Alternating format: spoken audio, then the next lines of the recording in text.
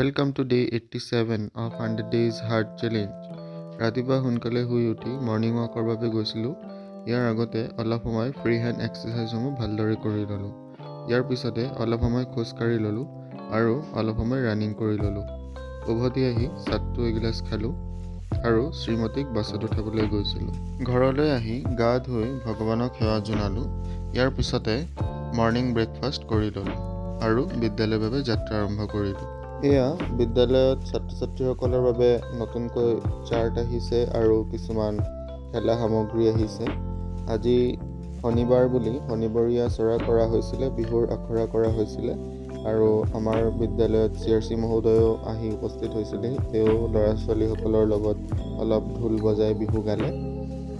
ইয়াৰ পিছতে দুপৰীয়া ঘৰত আহি দুপৰীয়াৰ আহাৰ গ্ৰহণ কৰিলোঁ। সন্ধিয়া য়োগা ক্লাছলৈ গৈছিলোঁ। প্ৰায় 1 ঘণ্টামান যোগ অভ্যাস কৰি ঘৰলৈ উভতি আহিলোঁ আৰু ভাগৱত গীতা পাঠ কৰিলোঁ।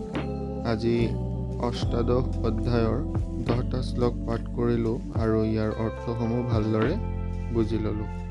এয়া হ'ল আজিৰ চেল্ফি। ধন্যবাদ।